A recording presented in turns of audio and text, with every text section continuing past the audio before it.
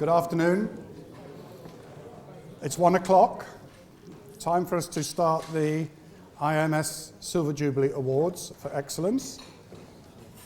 Please keep eating. This is a standing buffet, so I insist you keep eating. All the food has to go, or we'll be taking it home with us. So do keep eating, and Sir Alan is going to join me up at the top very shortly. He's on his way, I think. And then we are going to spend the next hour running through the IIMS Awards for Excellence. Today is the culmination of 8 months of work since the awards were first announced. I can't pretend it's been an easy process. And actually, when you start to set out to uncover and discover excellence in any industry, that's not easy. When you set out to do that for the first time, it's even harder. Why is it harder? Because you need to get nominations in for people. That's not something that a lot of surveyors are comfortable doing necessarily. But the upshot is, whilst I might be slightly disappointed with the overall volume of nominations, I'm absolutely thrilled with the quality of nominations. So we're going to run through this. The schedule now, as I say, 1 o'clock, we need to vacate the room at 2 o'clock. And then we're back for 2:45 for the AGM in this room, for those of you who are staying for the AGM. So I'd like to invite Sir Alan Massey to come up and join me. And welcome, Sir Alan. Thank you very much. Just a few words to introduce Sir Alan formally. He is the Chief Executive Officer of the UK Maritime and Coastguard Agency, or the MCA as you will know them. Sir Alan took up this role in July 2010. Prior to that appointment, he was in the British Royal Navy, where he was Second Sea Lord and Commander-in-Chief, Naval Home Command, in the rank of Vice Admiral. During his seagoing years, he commanded 4 warships, including the aircraft carriers HMS Illustrious and Ark Royal. He was appointed a CBE in 2003 and a KCB in 2009. At the end of this presentation, Sir Alan has kindly agreed to give a 10-minute keynote address speech. So, without further ado, first thing you have to do when you have some awards is get some judges. Because without judges, you can't actually do anything. All the judges agreed willingly. I didn't have to purloin any of them to come and take part. And I should point out at this stage, the judges, or the judging panel, was announced in January. More eagle-eyed people amongst you will notice some of these names are also up as finalists. I have to say, when it came to the judging, those people were removed from the room and didn't take part in judging the category in which they were nominated. I'd just like to make that absolutely clear, in case anybody thinks there's a stitch-up, which there certainly wasn't. I thank the judges. We had a fabulous afternoon in Portchester. I really hadn't got a clue how it was going to go. And we got into some quite lively debate, it's fair to say, with 1 or 2 judges having their preferred favourites. And from time to time, I had to step in and put my boxing gloves on and say, hang on, I'm the chairman, so I get the casting vote. But I have to say, it was a really uplifting afternoon, and I think we surprised ourselves by what we managed to crack through. We had a couple of guys, in fact, Drew joined us on Zoom. I think Fraser joined us on Zoom, so it was video conferencing. So it was really full on and great fun. Without further ado, I'm going to kick on. So let's start with the Innovation Award. This actually was one of the most hotly contested categories of the lot, and it took us a long time to work this one out. The concept behind this award was really simple. IIMS wanted to recognise someone or an organisation, not necessarily a member of the Institute, who had developed an innovative product or service in the marine sector. As simple as that. We had a lot of nominations. My grateful thanks to Matrix and Chaucer. Thank you, Karen, for your kind sponsorship of this category. I'm going to just announce the finalists for those of you who haven't seen. By the way, there is a brochure. You've all got your brochures. You can follow proceedings in here. All of what I'm going to present is in your brochure. And the finalists were Ocean Signal Limited, MRS Training and Rescue Limited, and Sky Futures Limited.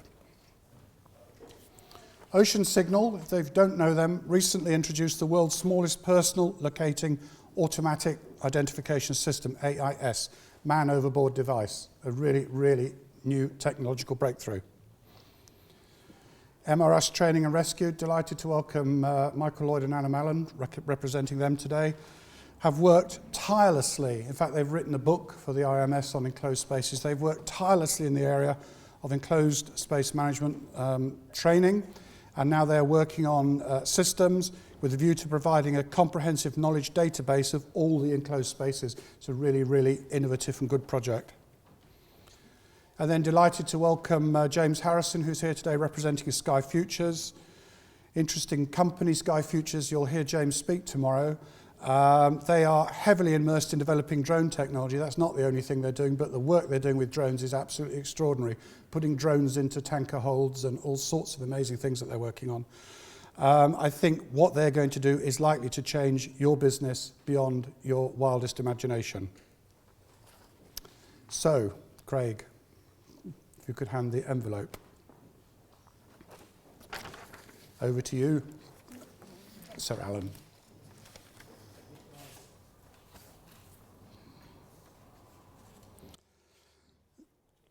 In this very keenly contested category, the judges have chosen to highly commend MRS Training and Rescue Limited for their visionary and innovative project on enclosed spaces. But when it came to splitting the other two finalists, the judges were simply unable to do so, and so the winners of the Innovation Award jointly are Ocean Signal Limited and Sky Futures Limited.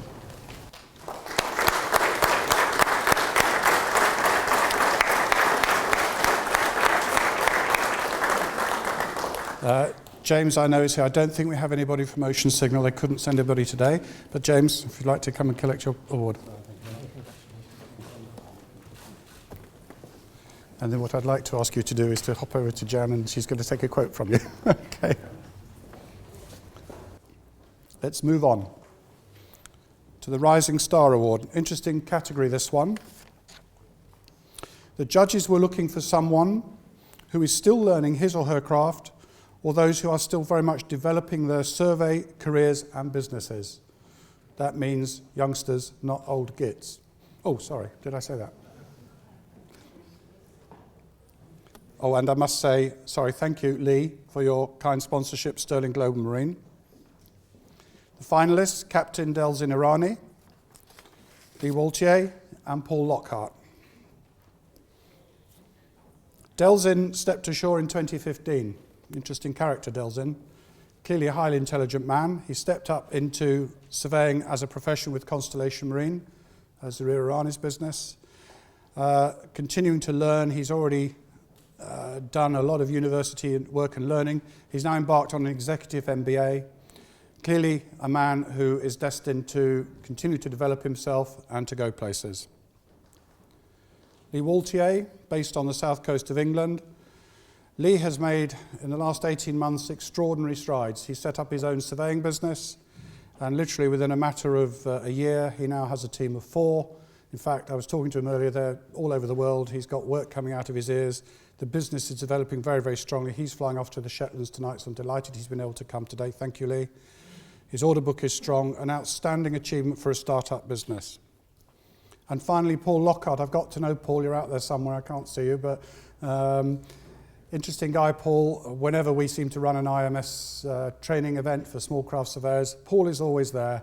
He's been around this game a little while, but he's continuing all the time to look to develop himself and to learn new skills.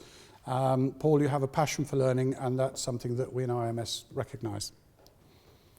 So, without further ado,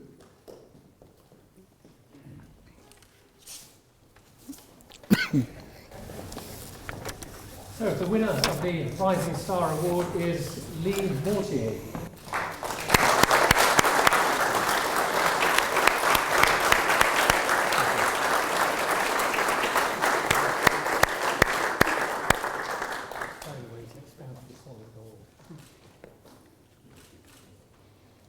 Congratulations, Lee. Customer Focus Award. Interesting thing, customer focus or customer service, isn't it? As surveyors, you all give fantastic customer service. You must do, or you wouldn't have repeat business, you wouldn't have clients. So it was a category we struggled to get nominations in. Maybe you as surveyors were a little bit shy in coming forward, I was disappointed, but again, we got some outstanding nominations, just not enough of them. In this category, the judging panel were looking for examples where someone or an organisation routinely puts customer service first without a second thought.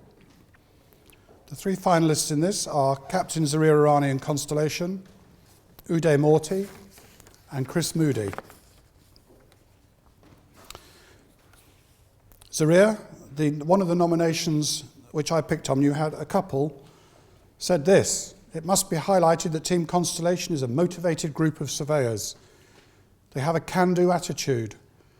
There have been times when our service requests have been so demanding with short notice, yet they dealt with them in a professional manner."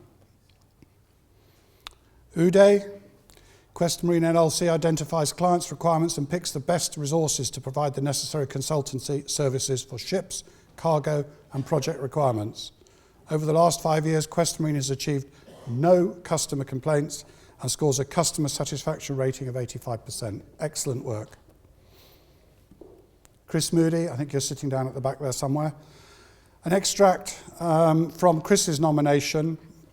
Chris has been increasingly helpful, providing guidance and support.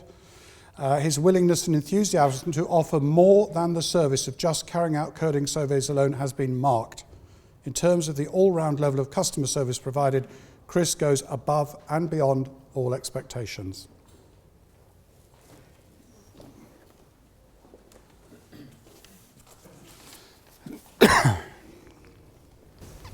And the winner of the Customer Focus Award is Chris Moody.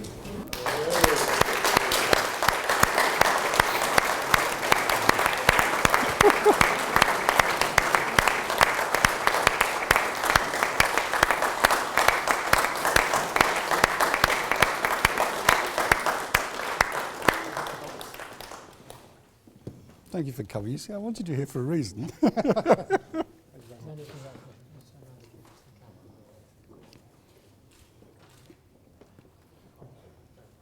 Thank you, Mike. The Best Website Award. This was another keenly contested category. There were a lot of nominations.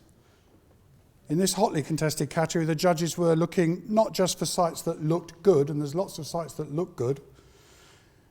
We considered the depth and relevance of content. We looked at the site functionality.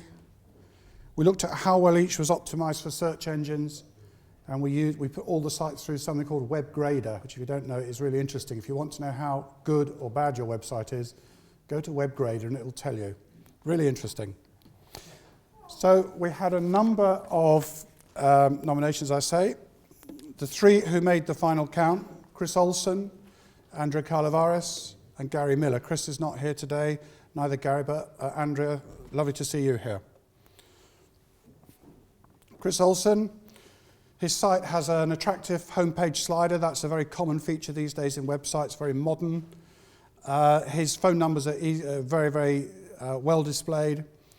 The case studies are really fascinating. Well worth having a look at this site.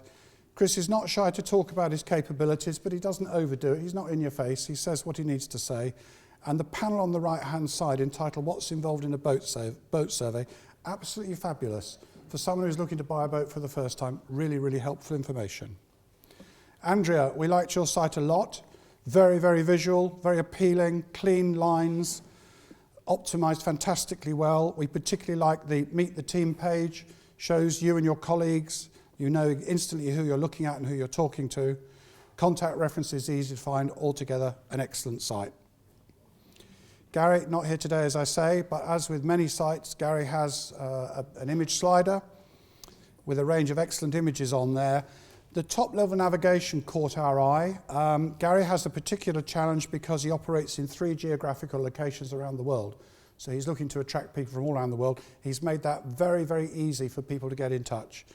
The proposition on his site is very clear, totally concise, explaining who they are and what they do, all in the header. Again, a site well worth having a look at.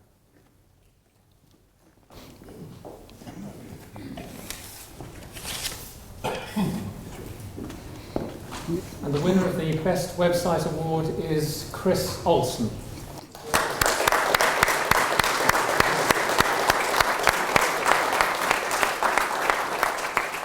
And in best Oscar speakers, I said Chris is not here today, so he will be delighted to have won. He was desperate to come, but work commitments kept him away. We will make sure his award is passed on to him. Here's another very subjective one. Social media. Sam Ignarski spent some time this morning talking about social media. We didn't find it easy, actually, to find a lot of surveyors who were heavily into social media, but there were some interesting nominations. And the three that made the final cut are J.G. Marine from Poland. Welcome to you, gentlemen. Steve Truss, not here today, and Nick Fieldhouse, who is here today. In a little more detail, J.G. Marine, this is Jack here, by the way, on the screen, has built up a good presence on Twitter as a means to promote their business activities. Their Twitter feed, which is very accessible from the website, they've integrated it, boasts an impressive number of followers, indeed well over 1,000 followers. Those of you who use Twitter, as we do, know it's not easy to build a Twitter following, so they've done a good job. They posted 300 tweets, they have an active LinkedIn profile and are building their followers on that medium too. Steve Truss is absolutely prolific, an English yacht and craft surveyor based out in Greece, the most extraordinary user of social media. He's got an astonishing 2,500 tweets he's put out, well over 1,000 followers, active on Facebook. He keeps a blog. When he goes out on survey, he keeps photographs of blogs. Very, very interesting character and knows how to work social media. Nick Fieldhouse, interesting nomination this. Nick set up and runs the Yacht and Small Craft LinkedIn forum, which for those of you in Yacht and Small Craft has 1,500 members. What's interesting about this is it's a marine surveyor prepared to share with other marine surveyors. Nick, we commend you on that. It's an open forum on LinkedIn for surveyors and other interested in the surveying profession. In addition, Nick is also very active on his own website. He blogs regularly about his surveys and his work.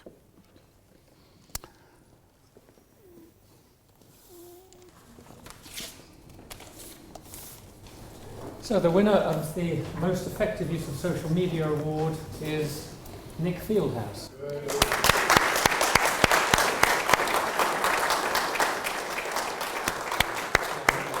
Congratulations, Nick. Well done.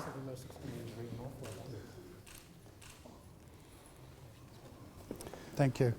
We now move on to the two categories I struggled to get nominations in. These were really, really two difficult categories. And when I scoped out the category of the awards, the 9 categories, I thought these would be the two easiest ones to get nominations in.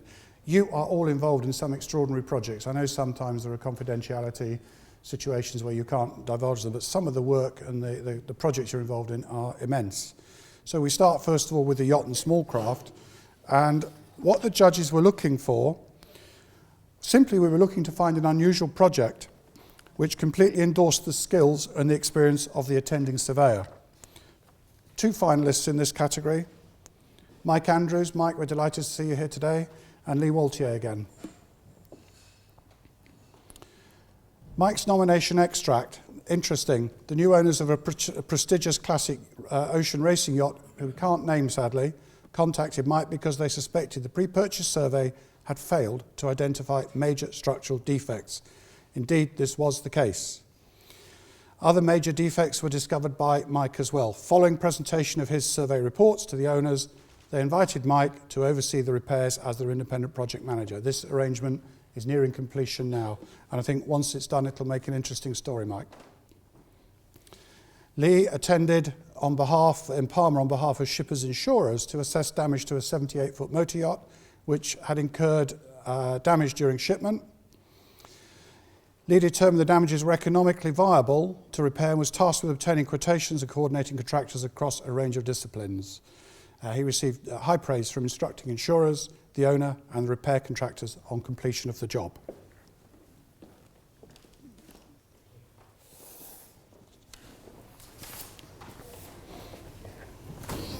And the winner of the Marine Surveying Project of the Year Award, Yacht and Small Craft, is Mike Andrews.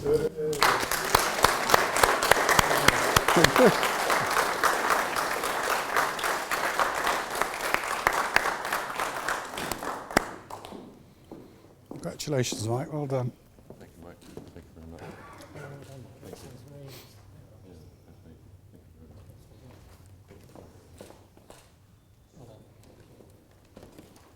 Doing well on time.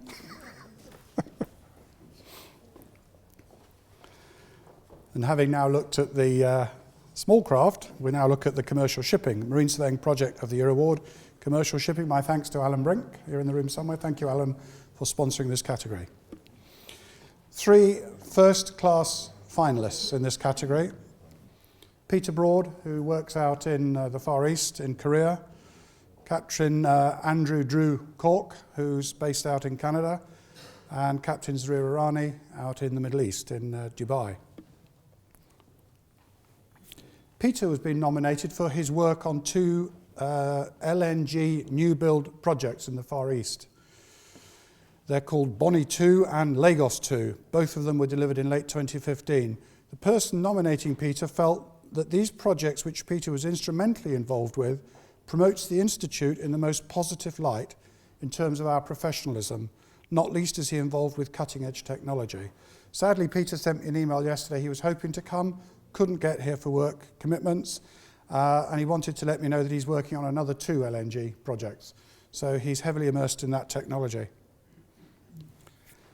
Andrew, Drew, you kept me entertained over Christmas, whenever it was, last year. Whilst we were all tucking in the UK to our turkey and the rest of it, Drew was battling the elements in minus 37 degrees, seeing off a heavy lift project. So he's nominated for his attendance as Marine Warranty Surveyor and for the successful completion of the heavy lift project on the heavy lift vessel Happy Star from the Big Lift Shipping Transport Company. And he transported or oversaw transportation of 2 complete shiploaders, a huge, huge project. Discharging and assembly operations were carried out in extreme Arctic weather conditions, as I said, with temperatures going down to minus 37, which those of you who are around tomorrow will hear him speak. He's giving a presentation on this project tomorrow, and he'll explain to you why minus 37 is a problem when things don't work, basically. The project also became the subject of a Mighty Ships program. If you haven't seen it, get online, have a look at Mighty Ships. It's a really interesting project. And thank you, Drew, for all the photos you sent. It was great. Zarir, you were also involved in an extraordinary project through your business constellation. You're nominated for submitting and successfully completing the material management plan for a highly reputed nuclear plant by sea and land transportation, storage and handling of project cargo. This immense project went on for the best part of 3 months. The final report was 311 pages, which I've actually seen a copy of, and oh boy, it's a report and a half. And obviously that contained narrative diagrams, crucial photographic evidence of important aspects of the assignment. Gentlemen, you're all worthy finalists.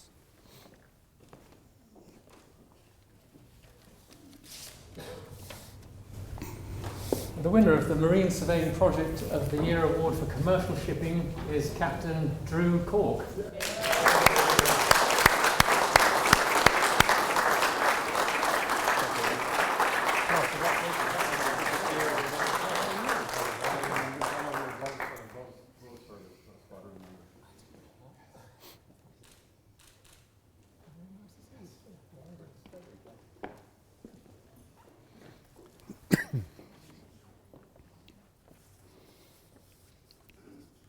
We move on to what I think are best described as Lifetime Achievement Awards, because that's really what they are.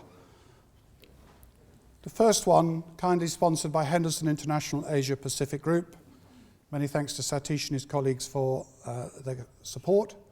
The Outstanding Contribution to the Commercial Shipping Marine Surveying Industry Award. Effectively, as I said, this is a Lifetime Achievement Award. As a team of judges, we were looking to find an outstanding individual who not only enjoyed a successful career as a surveyor, but also contributed by putting back into the industry and the Institute. Again, 3 extremely worthwhile finalists, all deserving of this award. Captain Khalil Khan, delighted to see you here, thank you for coming. Captain Barry Thompson, delighted to see you here, thank you for coming.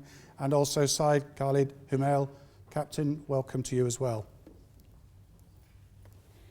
I'm going to read these nomination extracts in full.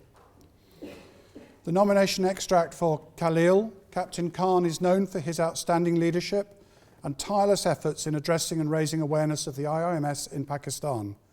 He is determined, hardworking and effective. He never hesitates from taking on any challenge or difficult task. As well as being a philanthropist, Captain Khan is a member of various social welfare, political, professional associations and institutes. Captain Barry Thompson. In his nomination extract, this was said, "Barry has been a stalwart member of our institute since the early inception of the IIMS over many years. Despite being one of the remotest outposts of the IIMS empire, Barry has continuously supported the organisation and was the founder and chairman of our very first overseas branch in New Zealand. Barry gained immense respect with the New Zealand government, Maritime Department. Through Barry's sage advices, he became an advisor to the department, enabling them to draft national standards and protocols. He is a master mariner, consummate diplomat, author of various books and other journals and manuals and various technical papers, and somebody, Barry, I'm pleased to call a friend."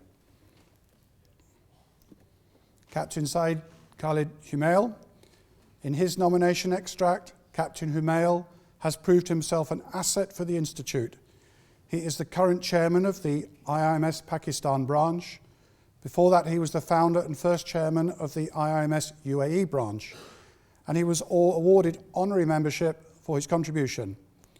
He also served as a member of the Executive Committee of the Nautical Institute UAE for 10 years.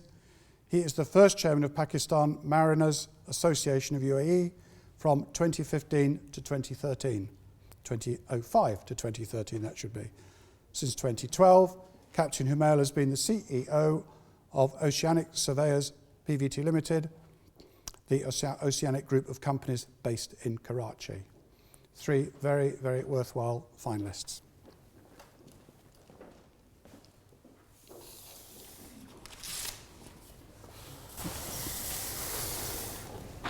In this category, both Captain Khalil Khan and Captain Saeed Khalid Humail are highly commended by the judges. But the winner of the Outstanding Contribution to the Commercial Shipping Marine Surveying Industry Award is Captain Barry Thompson.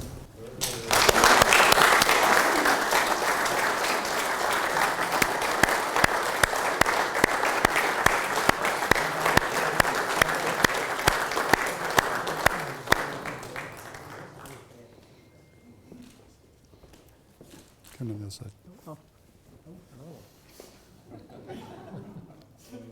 We've just been photobombed.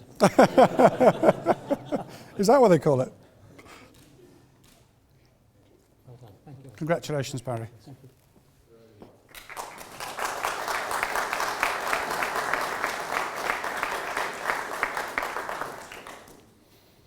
Which brings us to our last award, the Outstanding Contribution to the Yacht and Small Craft Marine Surveying Industry Award.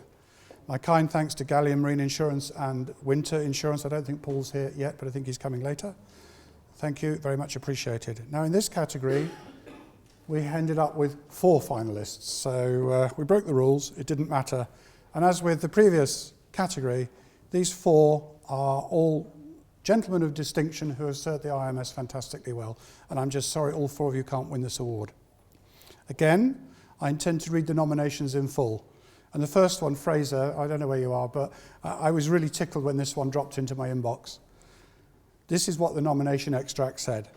"I, like many code surveyors, have felt the lash of Fraser's tongue when paperwork of less than the required standard has been submitted for a vessel coding. I soon decided it was better to work hard and improve my standards because I understood that Fraser was normally right. Fraser's main aim is to improve the standard of all code surveyors, and he is tireless in his efforts, always available for advice, and he is extremely knowledgeable in his subject matter. His efforts appear huge, and for him there seems little gain. It is time to acknowledge his efforts." Ian Nicholson. Ian can't be with us today. He's represented by his son Richard here today, who's in the audience somewhere. I had the pleasure of meeting Ian up in Silver's boatyard, in the gentleman's toilet as you do, and he stood next to me and he said, "Are you Mike?" And I said, "Are you Ian?" And that was it. After that we became good buddies really. Now in his late 80s and still working. Ian started his career as a surveyor 71 years ago, can you believe it? He remains active, having recently come back from survey in Italy and still travels the world with work.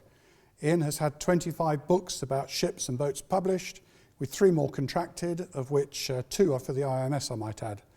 He is perhaps best known for his boat data book, which many of you will know, now in its 7th edition. Ian once tried to work out how many surveys he had done, but he stopped when he got to 10,000.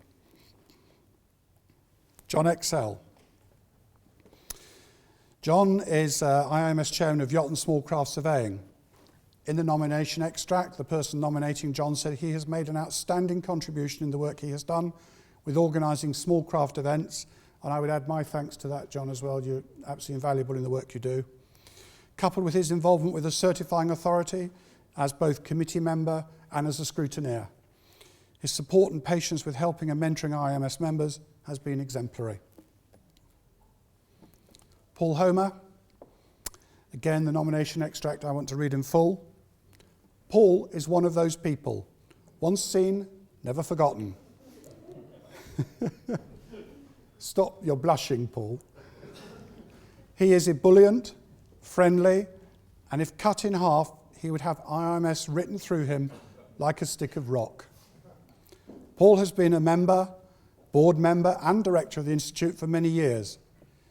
He has undertaken the role of Director of Standards and Discipline in a highly professional manner, acting with fairness, diplomacy, and sage comment. He is also an active and highly valued member of the Professional Assessment Committee. His professionalism should be emulated by all our members. 4 first-class finalists, and we had a devil's own job with this category. Without further ado. So in this category, the judges have chosen to highly commend and publicly recognise Fraser Noble and John Excel for their consistent and excellent work. Once again, though, the judges couldn't separate the remaining 2 finalists, so the outstanding contribution to the Yacht and Small Craft Marine Surveying Industry Award winners are jointly Paul Homer and Ian Nicholson.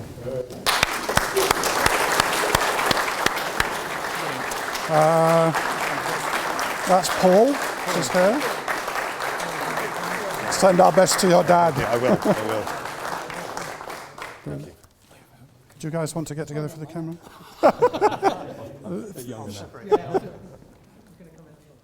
Oh, why not?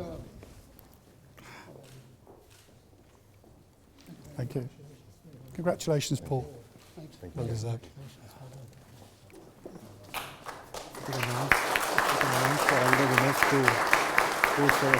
Yes, that's fine. So I'm sorry you couldn't all win. Those of you who made the final, congratulations. To the winners, many congratulations. This is the first time we've done something like this. Feedback would be very valuable. There are some feedback forms floating around. We'd like you to tell us how today has gone, particularly the awards and this morning's session. Just before I introduce you to Sir Alan Massey, if I could ask all of those who won an award, and indeed any finalists who are here as well, if after Sir Alan has spoken, you could just come up for a group photograph for all the social media that we do in the Report magazine. So after Sir Alan's address. So without further ado, I'm going to move away and hand over the microphone to Sir Alan Massey. Thank you very much. Okay, well, good afternoon, and thank you very much for this opportunity. I'm very conscious you've all been standing for about 20 minutes, and you've got another 20 or 30 from me, 40 from me. If you care to raise your arms and walk around, just to bring a bit of life back in. Now, you're also very happy, I've been told by the boss, he's content for you to sit on the floor if you like, just like you did in assembly, or indeed to slump over the sandwiches. But you don't have to all stand erect and at attention. Quick word, if I may.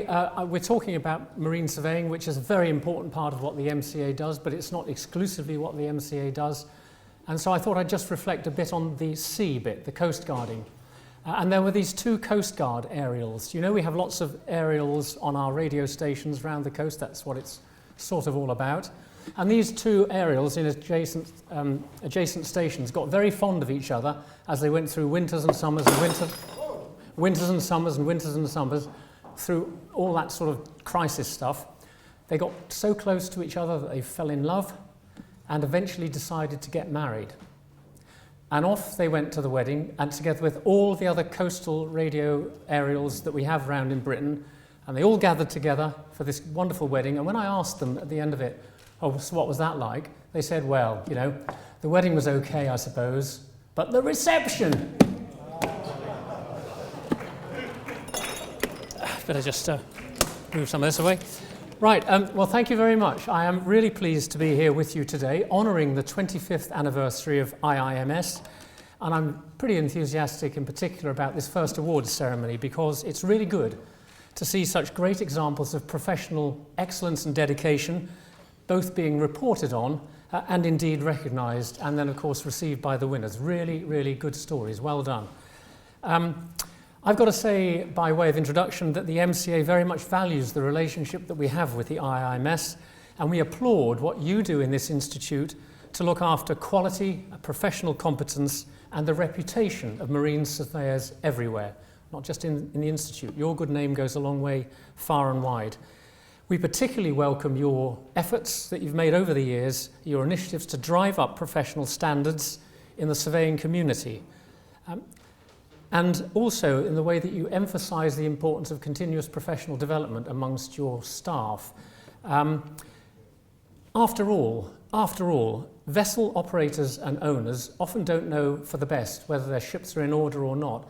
And marine surveyors are in many senses, certainly in my sense, the last line of defence between sense and nonsense, idiocy at times, and sometimes just structural things that nobody saw coming. So you really are important to maritime safety, and I hope that you obviously never forget that in your business endeavours. We also, in the MCA, have supported this initiative towards an association of certifying authorities, because we do very clearly recognise the benefits that come from this sort of idea and what might be brought to an IIMS and wider association of certifying authorities. And included amongst the benefits would be a more consistent approach to the general accreditation of marine surveyor skills and competencies. This is really important.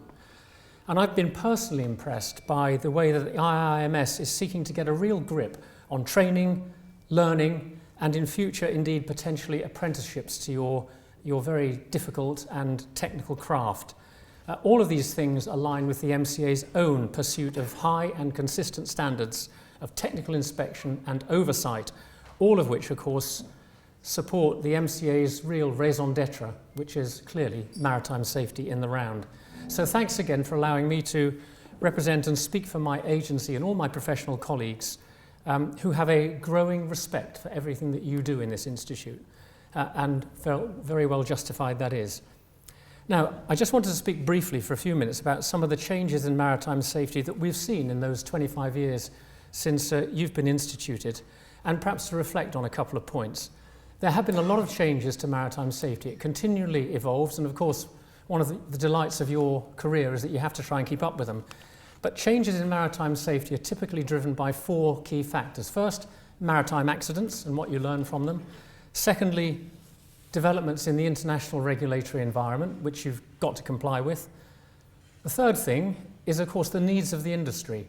You've got to keep up with technological changes in the industry, and you want to open up new markets. All of those things require evolvements in the way that regulations are put together. And the fourth factor that we find tends to drive along change in maritime safety tend to be developments in government policy. And if the government of the day wants to follow a policy of reducing red tape to reduce the burdens on business, then of course we have to look again at all the regulations and see what we can do without. Although it's quite a hard job, it's really worth doing, and we certainly applaud that approach. There is no point having regulations that are just difficult and onerous and burdensome, because then people will find their ways around them. Just talking about accidents then, as the first of those categories, we have a pretty good safety record in the UK generally in maritime, but accidents still happen, and of course the subsequent investigations tend to throw up recommendations for change, usually by the Marine Accident Investigation Branch, who are happily co-located in the same building as ours now. Very often these things lead to changes in procedures, equipment standards, operating procedures, or survey regimes. A couple of obvious examples from just before when the IIMS was founded: Herald of Free Enterprise, Marchioness, and a whole raft of regulatory changes that followed those and are still actually being put into practice. But we also know, don't we especially, that smaller vessels can often have a disproportionate impact on the safety of life. Fishing vessels, small craft used for pleasure, workboats, small vessels, but often connected with quite high casualty rates, especially in fishing, if I may say. It seems we can never stop learning and relearning lessons from such events, and the conundrum for me lies in getting the right combination of education, training, inspection and new regulation in place to prevent the repetition of old, needless failures. When it comes to international regulations, the second category of change really, governments of course work principally through the International Maritime Organization, the IMO, to produce common standards which allow vessels, which are after all in a global industry, to trade freely between countries without competing just on the basis of low cost and low standards, the so-called race to the bottom. Major accidents, such as the Costa Concordia recently, will tend to focus minds on particular themes. In the case of the Costa Concordia, that was all to do with damaged stability and mass evacuation systems, maritime evacuation systems, but also things like fire safety can be thrown up with new rules and regulations to follow. You have to keep up with them. Also in the international arena, the EU, of course, for its part, is very interested in making sure that there are common safety standards within the European area to give opportunities for free movement and safer trading among member states. And you'll be familiar with some of the ERICA package, the Prestige, lessons learned, all developed in the early 2000s, leading to stronger port state control, tighter flag state oversight, and the closer monitoring of recognised organisations and certifying authorities. Some EU directives, of course, focus on providing an open and a level playing field for business markets. The EU Marine Equipment Directive, complex though it is a step in that direction. Now, of course, you can't mention EU without mentioning Brexit, and of course we don't yet know how all of this might change when the UK leaves the EU. But the principles of safety are of international interest, of course, to us as much as to anybody else. And you would therefore think it likely that the UK would want to retain at least the vast majority of those standards that have been established through our continued work with the Paris MOU, for example, and the wider IMO. So I can't foresee a huge amount of change, but people have said that before and still got it wrong. Watch this space, really. Closer to home, of course, in the domestic and the near-European areas, standards for smaller craft have been developed by the MCA increasingly in collaboration with the industry itself, and this has to be a sensible way forward. We've tried to make the regulatory experience a bit more palatable for commercial operators by producing these comprehensive but nevertheless readable codes of practice written in as plain an English as is possible for my staff. I'll allow you to make your own judgments about how readable they are. But we have developed codes, for example, for fishing vessels, workboats, small commercial vessels used for sport and pleasure, pilot boats, rescue boats. I'm sure you're very familiar with them, but they typically set out a compendium of the relevant safety standards and the appropriate surveillance and certification regime that goes with them, so that people can work these vessels all around the UK and indeed can work them into countries that respect and recognise the codes that we come up with. It can help to create new markets, new opportunities. We like it to be industry-led, and we like it also to be a vehicle for much more innovation than we could possibly dream up sitting in Spring Place in Southampton. A great example of that was this year with the issue of the very new Light Hovercraft Code, which actually won the Royal Institution of Naval Architects Safety Award, which is quite pleasing. And by the way, I should say that the government has particularly supported the MCA's approach to codes as enablers for business success and growth, and also as a very effective way of getting rid of excessive red tape. In fact, some very senior politicians saw the MCA as an exemplar in building down red tape through codes. Domestic passenger ships are another area where we're currently very active and showing, I think, real leadership, particularly in bringing older vessels closer to the safety standards of more modern vessels. In other words, eroding slowly grandfather rights. This can be very much, this is of course very much in the interest of the travelling public, who probably don't know too much about GZ curves, but they could very quickly become interested in their consequences if things go wrong. And of course, as well as the standards for the vessels themselves, we are paying increasing attention to the human element and to how vessels are actually operated and managed by their owners and crews. And I'm very conscious that you are deeply into this yourselves. We need to be sure that the people who actually run their vessels are competent and able properly to look after the safety of the vessels and their passengers through effective management systems, not just structures. So the role of the regulator is focused far more closely these days on safety management.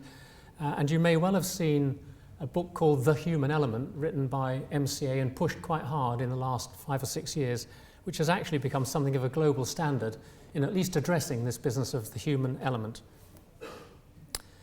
Looking ahead then, and this is always dangerous, but over the next 25 years, so doubling your lifespan, we think we can expect regulation increasingly to be seen as the last resort of governments, at least the last resort of democratic governments.